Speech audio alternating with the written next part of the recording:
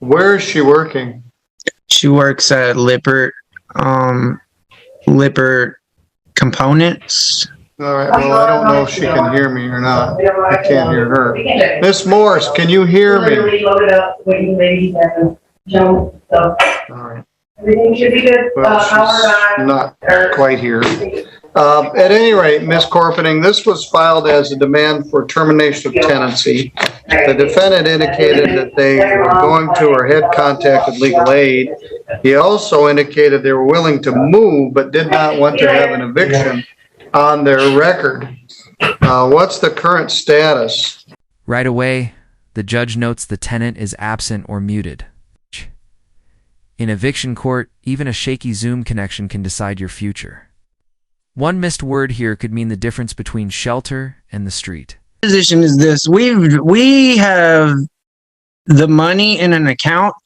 We're honestly not willing to give it to her because of all the things we've had to put up with since we were here. And I know that we do, you know, you pay what you owe. I firmly believe in that. But also, I believe in fairness also. And I also believe that she's been overcharging us. Like, okay, we did a lease when we first... Stop.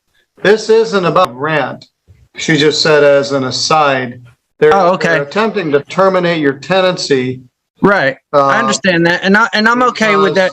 Oh, I'm sorry. Go ahead. Are you guys prepared to move? Yes, Your Honor. Like I mentioned last time at the hearing, we've been looking for a place. We've been looking for a place since we moved in here. We moved into very subpar living conditions.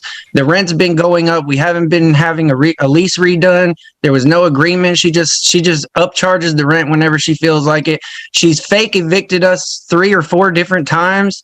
Just the stress over that. Like, we've had an eviction before. We know what it's like to be homeless, to be put out in the street. And it's really difficult when we get settled somewhere. And here's where emotion meets law. Judges can't rule on stress or fear, but jurors of public opinion, us feel it deeply. Imagine living with eviction threats like clockwork. Would you fight back or give in?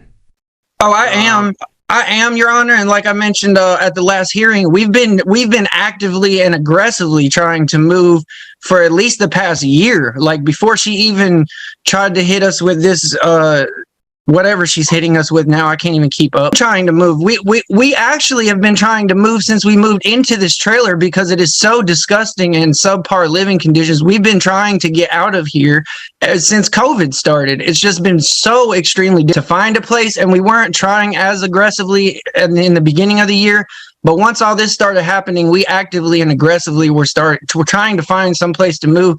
There's just simply no places to move, and the ones that are available, they want all these, like, she has an eviction on her record, so like back in 2018, which it's been a while, but they keep holding that over her head. And then, like, it's just been a number of things with the housing market the way it is, and there's no available places to move. So we actually did get lucky since our last hearing, though, and actually find somewhere that was willing to take us in, but they're not going to be available till May 1st. So that leaves like a pretty significant couple weeks that we're going to have to figure.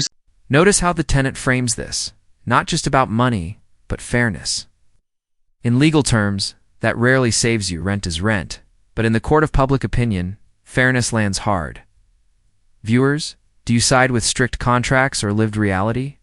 We have 10 days from today, which would be April 13th. So They would have to give you an extra 17 days.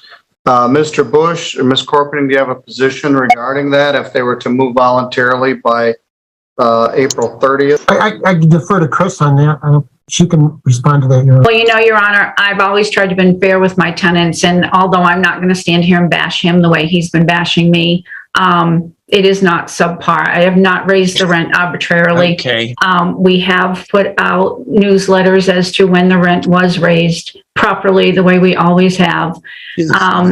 He can sit there and say we haven't, and yes, I did put out an eviction prior to this one. I tried to work with them, but this is why I really just don't feel like I should work with them. Just a minute. Mr. DeMeo? Yes, Your Honor. Sit down and pay attention. You're in a court proceeding. Don't get up and walk away because you didn't like something somebody said. You're asking for her grace to let you stay until the end of May, and then you act like that. I'm sorry. Otherwise, we can have a hearing and you can be out in 10 days and the sheriff will put your stuff out in the street. Boom, the gavel drops. The judge warns that courtroom etiquette isn't optional. It's brutal. One disrespectful gesture can strip away the sympathy you just built. Lesson in housing court: anger can cost you your home. Your Honor, at this point, I'd like to do a 10-day and a move out. Well, then we have to take testimony and we're going to have to present evidence regarding these alleged lease violations. Are you ready with witnesses to testify in that regard? I believe that Chris Corpening has all of the relevant testimony around. All right, I've got somebody else here. All right, Ms. Corpening, would you please raise your right hand? Do you swear or affirm any testimony you're about to give in this matter will be true to the best of your knowledge and belief? Yes, I do, Your Honor. All right, you filed a notice to quit with a termination of tenancy in December. The notice is somewhat vague, in fact, quite vague. It just says destruction of property. That's all it says. Seeking possession due to destruction of property. And then the complaint to recover doesn't tell me much either. This is rare. Judges often lean pro-landlord. But here, the vague destruction of property claim gets shredded. In law, specifics matter: dates, times, receipts. Without them, even the strongest accusation crumbles. A while back, that has been a while, and that has since cleared up. But we've had them on roofs, we've had broken windows. They're just walking down the roads, flipping people off, no differently than Mr. DeMeo flipping me off every time he drives by. It's just, I don't feel like I need to tolerate that. Well, all right, the complaint says destruction of property. Yes. I don't have it. I've got kids on roofs and alleged broken windows. So, John, let's see if we can narrow this down as to when and where. Can you follow up? Can you follow up on what property has been destroyed? Meaning which lot numbers or what? Yeah, I mean, if is it windows? Is it buildings? Is it materials? If you can explain what's been broken or destroyed. It's windows. It's a screen door, skirting, and they painted all over the side of a home and a. Is this their lot 173 or is this other properties? Other properties within the park. Okay. And have you received complaints from other tenants regarding the? Yes. Just a minute, Mr. DeMay. I'll give you a chance to speak. Yes, sir. You can't just throw some spaghetti up against the wall and hope it will stick. I don't know when, where, what was damaged, how old these kids are, whether they're 4 or 14. You filed a very poor notice to quit that says destruction of property. That is the only thing that they're on notice for, as to terminate their tenancy. That was in December 21st. There's no addendum. There's no attachment. And here's the ending no one celebrates. A consent order. Leave voluntarily by April 30th or get evicted May 1st.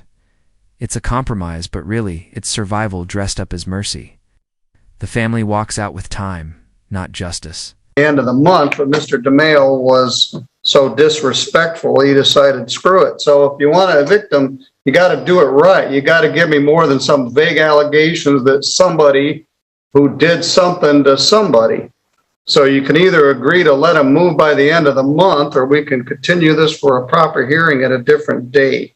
I don't want them to be homeless. If they're telling me they're going to move, I'll give them the concession and let them move by the end of the month. All right. Mr. DeMeo, you got your hand up like we're in school, but I'll let you speak. I apologize. I apologize, Your Honor. I'm sorry. I didn't know you were still talking. I apologize. However, if the judge does not find in your favor, the original judgment would stand. Ms. Morse, can you hear me? Ms. Morse? Instead of treating this like something important where she's about to be evicted from her house, she's treating it as an inconvenient nuisance that happens in the middle of her workday. So she's not here, and I guess she's, well, treat her as not appearing. Anyway, so if you agree on behalf of you and her to be out by April 30th, I will have Mr. Bush prepare a consent order for dismissal. If you don't move by that date, you're subject to being evicted on the very next day. Free to move by April 30th? Yes, sir. All right. I Mr. do. Bush will prepare what's called a consent order of dismissal, and it will enter. Then you've got till the 30th, and you also have the rights I advised you in the meantime when you consult with legal aid. Okay. She had to give you some concessions she didn't really want to do, so there's some give and take on each side here. Okay. Ms. Morse, you need to treat this more seriously than you have. I understand you didn't want to miss work, but this isn't ideal, but we did finally hear your position on this. So I'm going to remove you, and Mr. DeMail and Mr. Bush will prepare a consent order of dismissal with a move on.